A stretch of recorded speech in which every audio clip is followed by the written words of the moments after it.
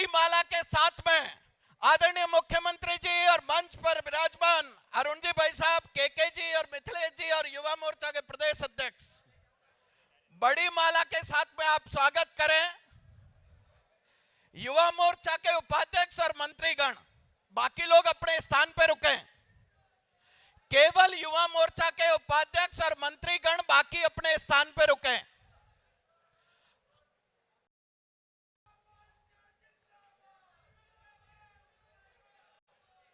युवा मोर्चा जिंदाबाद,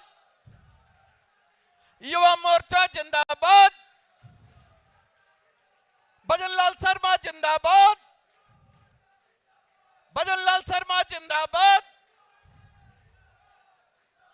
सभी लोग अपने स्थान पर पधारे।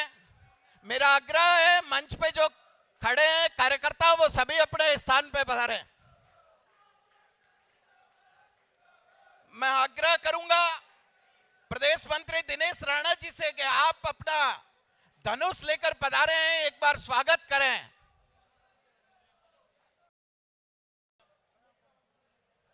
दिनेश राणा जी,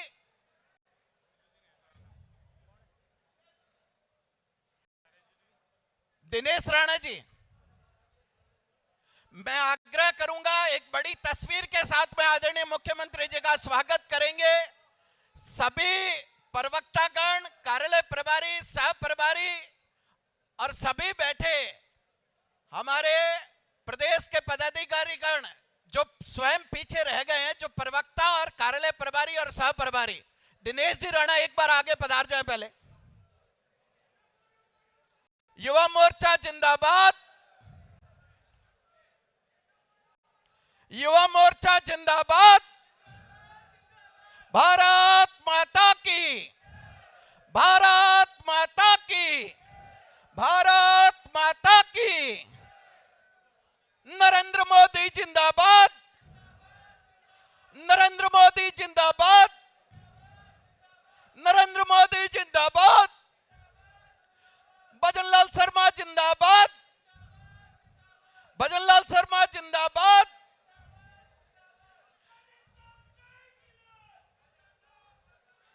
राजस्थान का एक ही लाल, भारत माता की, भारत माता की। सभी लोग अपने अपने स्थान पर विराजे। एक बार व्यवस्था बनाए भैया, सभी लोग अपने अपने स्थान पर विराजे। ये युवा मोर्चा के कार्यकर्ता मंच से नीचे उतरे। युवा मोर्चा जिंदाबाद, भारत माता की, भारत माता की। राजस्थान का एक ही लाल। एक बार भैया युवा मोर्चा के कार्यकर्ता दोनों हाथ की मुट्ठियां बंद करके जोरदार तरीके से एक बार जयकारा लगाए। भारत माता की, राजस्थान का एक ही लाल, राजस्थान का एक ही लाल। मैं स्वागत भाषण के लिए आग्रह करूंगा युवा मोर्चा के आपके यशस्वी अध्यक्ष आदरणीय शंकर गौरा से कि आप आगे पधारे और स्वागत भाषण के लिए।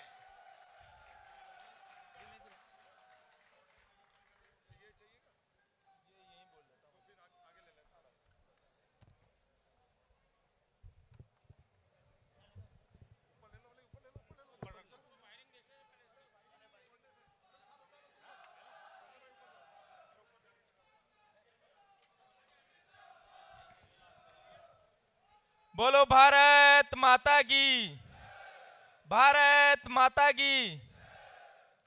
आज के इस युवा संवाद के कार्यक्रम में हम सब के बीच में उपस्थित राजस्थान के किसान पुत्र, राजस्थान के भागीरथ, जिन्होंने राजस्थान के युवाओं को नई दिशा देने का काम किया, ऐसे हमारे आदरणीय मुख्यमंत्री श्री भजनलाल शर्मा जी, राजस्थान के वित्त आयोग के अध्यक्ष आदरणीय अरुण चतुर्वेदी जी, हमारे युवा मंत्री युवा विभाग के आदरणीय के बिश्नोई जी, प्रदेश के महामंत्री आदरणीय मिथिलेश गौतम जी, हमारे प्रदेश मंत्री और युवा मोर्चा के प्रभारी आदरणीय आईदान सिंह जी, और पूरे राजस्थान भर से पधारे मेरे युवा मोर्चा के साथी भाइयों और युवा साथियों,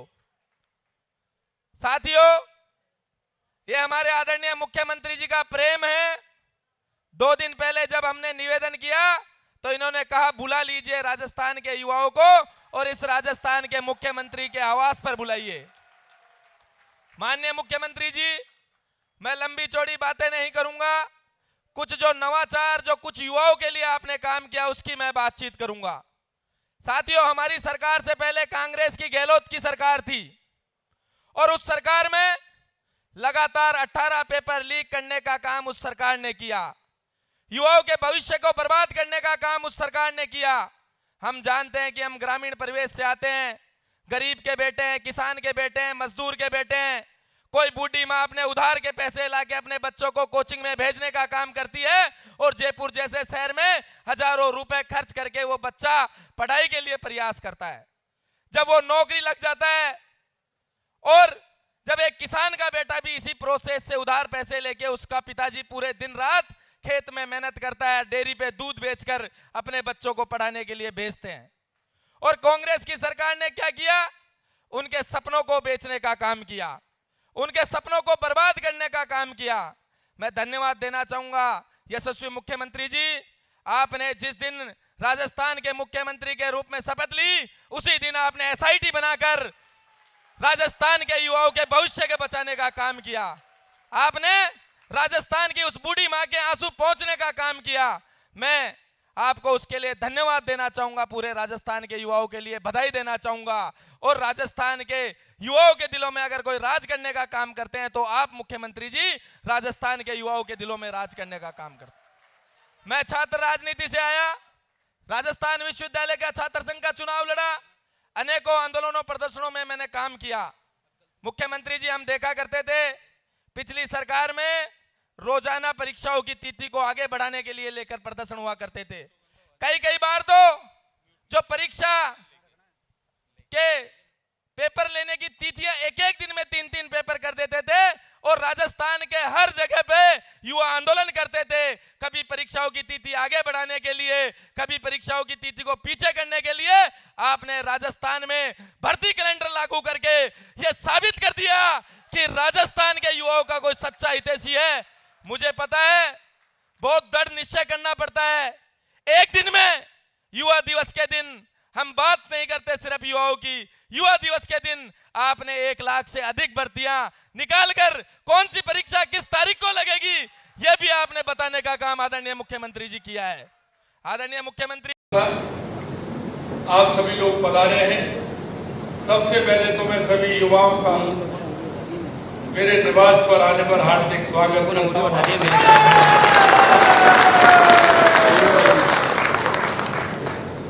मित्रों, युवा के अंदर एक धड़कन होती है, एक काम करने का जज्बा होता है, उनके सपनों को आगे हम कैसे बढ़ाएं वो सोचने का ये अवसर होता है। मैं आप सभी से मैं कहना चाहता हूं कि ये उम्र वो उम्र है जो आपके जीवन की दिशा तय करने वाली है। आपके जीवन में ये वो रस घोलने वाली है जिसको आप सोचेंगे और सोच करके उस पर मेहनत करेंगे तो आप जो सोचते हैं वो हो करके रहेगा। ये मैं आपको विश्वास देता हूं।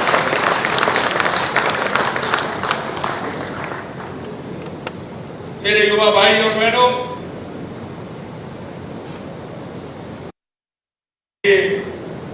आप युवा मोर्चा के कुछ पदाधिकारी भी हैं, उसकी बनने की इच्छा भी है।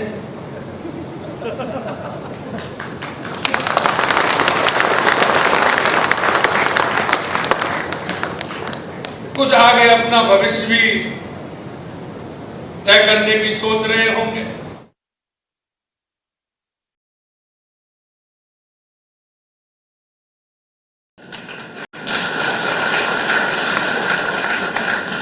और वो मैं इसलिए बताना चाहता हूं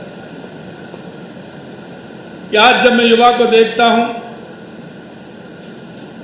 तो युवा के मन में एक कई जिज्ञासा पैदा हो जाती है, स्वाभाविक भी है। परिवार का दबाव, घर की जिम्मेदारी, माता पिता की चिंता, परिवार की चिंता, आने वाले समय में काम करने के लिए अर्थ की चिंता, ये सारे विषय हमारे युवा की इस उम्र में आते ही हैं और इनको देख करके युवा के मन में कई तरह की विचलितता भी आती है। मेरे मित्रों, मैं आपसे एक ही बात कहना चाहता हूं, क्योंकि आपको सुनना भी पड़ेगा और सुनना इसलिए पड़ेगा, जब आप घर से निकलते हैं तो कई लोग आपके बारे में किस तरह के विचार रखते हैं, किस तरह की बात कहते हैं। आपको यह भी सुनना पड़ेगा कि उनका बेटा तो ये है, ऐसा है, वहां जाता है, वहां करता है, पता नहीं दिन भर कहां रहता है। आपको यह भी बात सुनने को मिलेगी कि पड़ोस के लोग आपके बारे में क्या कहेंगे। आपके लोगों को पहले जिनको कुछ ना कुछ महत्व मिल गया है, वो किसी ना किसी डगर पर आगे निकलने की उनकी कोशिश रही है, वो निकले हैं, वो भी आपके बारे में बात करेंगे, मैं तो ऐसा हो गया, वो तो ऐसा रह गया। कुछ के मन में एक प्रतिस्पर्धा भी लगी होगी।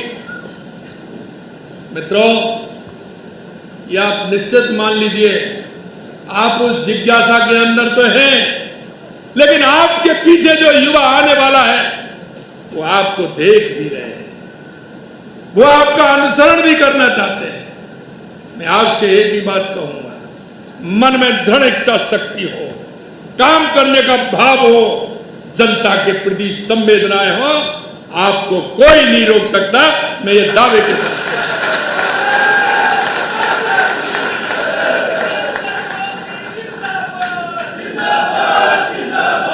क्योंकि आप तो, मैं देख रहा हूं, आप तो कोई ना कोई युवा मोर्चा के अंदर पदाधिकारी होंगे। अरे मैं तो, जब मैंने राजनीति विद्यार्थी परिषद के बाद स्टार्ट की थी और जब मैं मेरे गांव लौट करके गया, तो मैं तो बूथ का जब अध्यक्ष और संयोजक नहीं होता था, बूथ में चुनाव आते थे तो एजेंट बना करके बस्ता दे करके आते थे। तो मैंने तो मेरी राजनीति का वहाँ से स्टार्ट हुआ हूँ कि जाते थे, क्योंकि परिवार से जुड़ने के कारण, विद्यार्थी परिषद के कारण, क्योंकि हमारे यहाँ जब तक समझौते में सीट जाती थी, क्योंकि मैं 89 में तक मैं विद्यार्थी परिषद में रहा।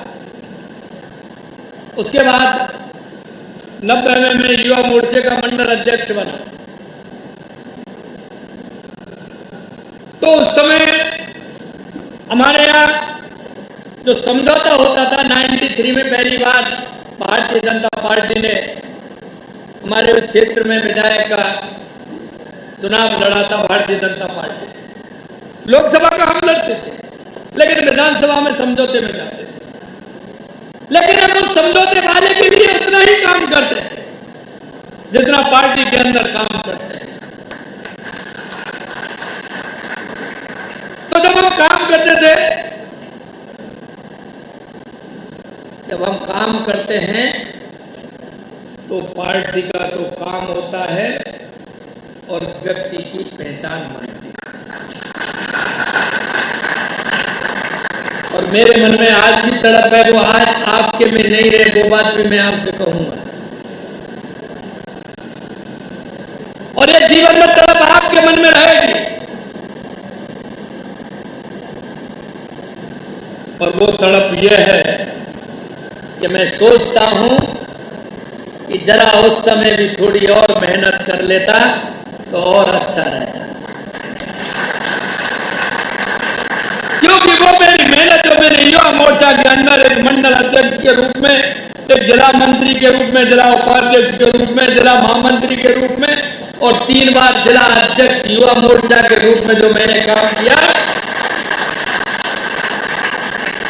उस समय की शक्ति, उस समय की ताकत, उस समय का मिलन, उस तरह के लोगों के परिचय, उस तरह गांव-गांव जाने का मौका जो मेरे को मिला था, वो आज भी मैं उससे कह सकता हूं कि जब उस गांव में कोई बात आती है तो मैं वहां कहीं ना कहीं 3-4 लोग नाम याद आते हैं, तुरंत उनको फोन लगा करके पूछ लेता हूं कि भाई क्या है तुम्हारे यहाँ, क्या परेशानी है, क्या दिक्कत है।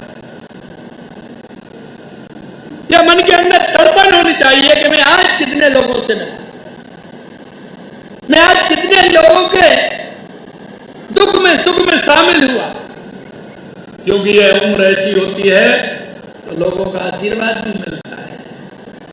अगर आप किसी की दुख में और सुख में शामिल होने के लिए चले गए, आपको वो नहीं जानते लेकिन आपने परिचय बताया कि मैं उस गांव का हूं, मैं उस कॉलोनी का हूं, अब मैंने ऐसा सुना था, मैं आपके बीच में आया हूं और मेरे को ये अच्छा लगा, तो वो लोग 4 जगह आपकी प्रशंसा करेंगे, 4 जगह बताएंगे कि वो व्यक्ति मेरे पास आया था। जब हमने राजनीतिक स्थिति चुनी है तो हमें उसी हिसाब से काम करना होगा। और कहते हैं ना, भगवान कृष्ण ने कहा है, मैं तो ब्रज से आता, जो कर्म करता है ना वो करतार को भी हरा देता है, करतार भी उसके साथ हो जाता है। भगवान कृष्ण ने यह भी कहा है कि कर्म कर और मेरे ऊपर छोड़ दे, तू चिंता मत कर, है कि नहीं? अब इसमें विश्वास आपको आपके काम से, आपके व्यवहार से, आपकी मेहनत से वो विश्वास आपके अंदर अपने आप पैदा होता जाएगा। मेरे भाइयों, इसलिए मैं कहना चाहता हूं कि हम सबको मेहनत करनी है। और मुझे ये भी दिख रहा है कि आदमी जब बढ़ता है, पहले छोटी सिद्धि, फिर दूसरी सिद्धि, फिर तीसरी सिद्धि। आप एकदम पूरी सिद्धि मिलना तो बहुत बड़ी दिक्कत होती है, लेकिन जब हम सिद्धि चलते हैं तो बाद में सिद्धि छलांगने का भी मौका मिल जाता है।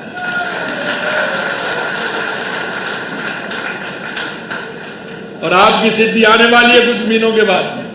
आने वाली है कि नहीं आने वाली है? आने वाली है कि नहीं आने वाली है? आने वाले समय में पंचायतों के, निकायों के चुनाव आ रहे हैं।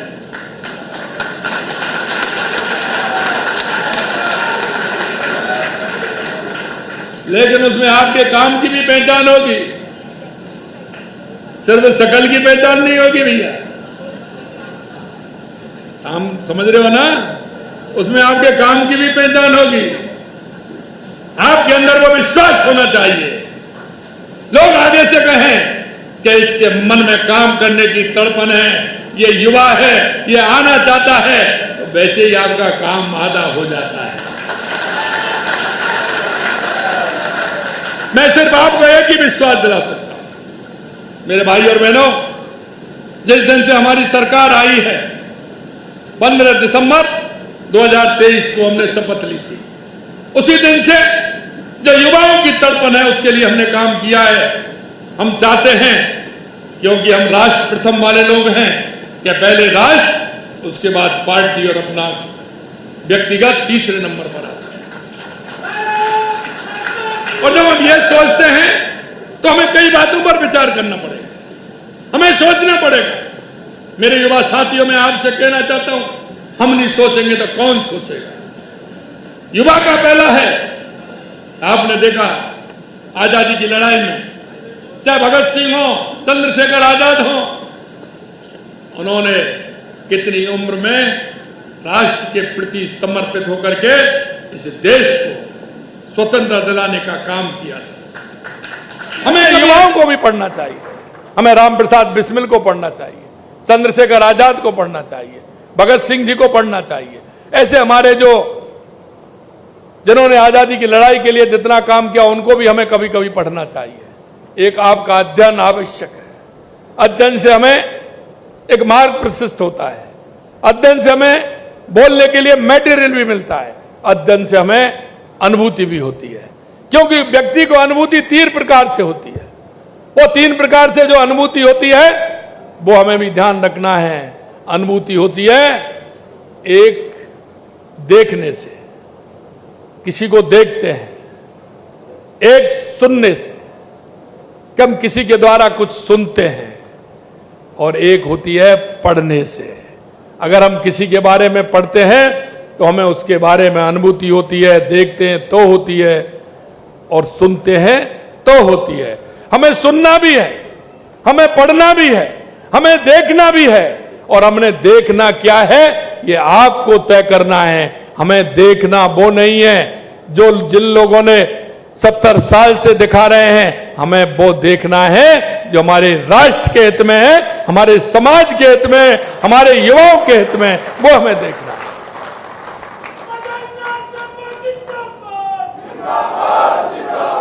आप देख सकते हैं लगातार हमारी सरकार ने आते ही एक रोड मैप बनाया। उस रोड मैप में देखा कि राजस्थान के लिए क्या क्या आवश्यक है, राजस्थान के लिए क्या करना चाहिए, राजस्थान में क्या होना चाहिए, हमारा राजस्थान कैसे आगे बढ़ सकता है। इसलिए आपने देखा पहला काम हमने हमारे पानी का किया, पूरे राजस्थान के अंदर किया। चाहे हमारी ईआरसीपी हो जिसमें 18 जिले आते हैं, राम जल सेतु योजना, चाहे हमारे शेखावाटी का यमुना का पानी हो।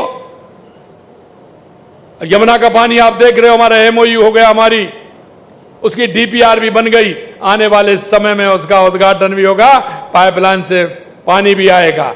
ईआरसीपी के अंदर 26,000 करोड़ रुपए के काम स्टार्ट हो गए। 90,000 करोड़ रुपए की देश की सबसे बड़ी योजना अगर कोई बनी है तो हमारी राम जल सेतु योजना हमारी बनी है। नर्मदा का अगर हम बात करें तो बाड़मेर जैसलमेर के अंदर, बाड़मेर और जालौर के अंदर उसके रिजर्वायर बनाए जा रहे हैं जिससे हमारे उन जिलों को पानी मिले। अगर हम हनुमानगढ़, बीकानेर, गंगानगर, जोधपुर, जैसलमेर, बाड़मेर, नागौर की अगर हम बात करें तो आपने देखा होगा हमारी इंदिरा गांधी नहर और गंग नहर का काम 100 साल के अंदर पहली बार हमने पैसा दिया है और उसको ठीक करा करके ज्यादा से ज्यादा पानी हमारे जिलों को कैसे मिले इसकी हमने व्यवस्था की है। देवास स्कीम के माध्यम से उदयपुर, भीलवाड़ा, राजसमंद के लिए पानी कैसे आए, चित्तौड़ के लिए कैसे आए, उसके लिए 10,000 करोड़ रुपए के काम हमारे प्रारंभ हो गए जिससे कि उसका पानी हमें मिल सके। ब्राह्मणी नदी से हमारा बीसलपुर में पानी आएगा तो हमारे अजमेर को, हमारे ब्यावर को, हमारे नागौर को पानी कैसे मिले इसके लिए हमने व्यवस्था की है। माई डैम के माध्यम से डूंगरपुर, बांसवाड़ा को पानी कैसे मिले, उसकी तंत्र कैसे विकसित हो, उसके लिए हमने काम किया है। हम राजस्थान, पूरे राजस्थान के अंदर पानी के लिए काम कर रहे हैं और जब हम पानी के लिए काम कर रहे हैं तो ईश्वर भी हमारा साथ दे रहा है। दे रहा है कि नहीं दे रहा है? लगातार 2 साल से हमारे पूरे बांध भर रहे हैं। दूसरा काम हमारा बिजली का, मैं आपसे भी पूछना चाहता हूं। हमने कहा कि 2027 तक किसान को दिन में बिजली देंगे, पूरी बिजली देंगे, और ये 2026 चल रहा है। 26 जिलों में दिन में बिजली देने का काम हम कर रहे हैं। हमने कहा 2027 में किसान को भी पूरी, उद्योग को भी पूरी, उपभोक्ता को भी पूरी बिजली मिलेगी।